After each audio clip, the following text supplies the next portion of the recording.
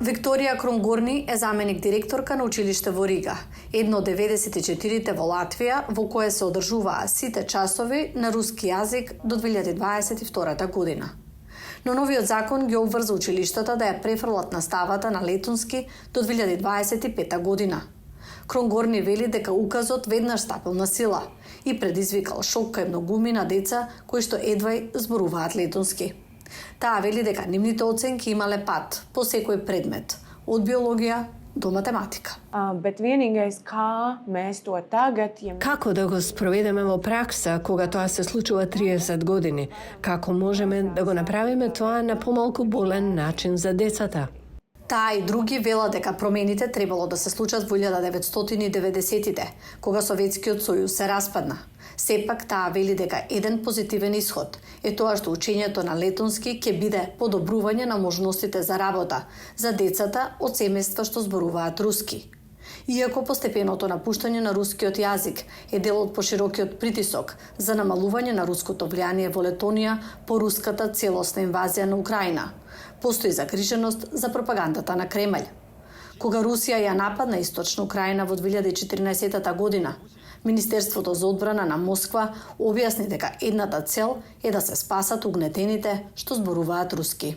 Вејкос Политис е политиколог и поранешен заменик министар за одбрана. Начинот на кој Русија го вооружува рускиот јазик преку својата руска заедница тука не треба да се дозволи. Тоа е едноставно неприфатливо. Закана е, ако не го сториме тоа, би можеле да бидеме следни.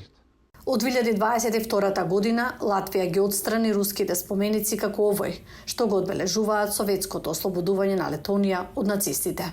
Еден жител со руско потекло, кој се представи како Васили, изрази загриженост. Во секоја земја луѓето прво треба да го зборуваат јазикот кој е државен. Иако, се разбира, не треба да вршиме притисок врз оние кои се од друга националност. Владата воведе основни тестови за познавање летонски јазик за околу 20.000 руски државјани кои живеат во Летонија.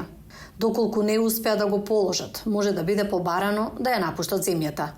Некој вела дека тоа би можело да има ненамерен ефект на линијата на наративот од Кремљ, дека русите кои зборуваат руски се угнетено малцинство.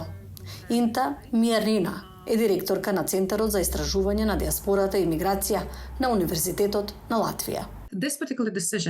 Оваа конкретна одлука нема многу да ја помогне на безбедноста на Летонија. Бројките воопшто не се толку големи. Се работи за неколку илјади луѓе.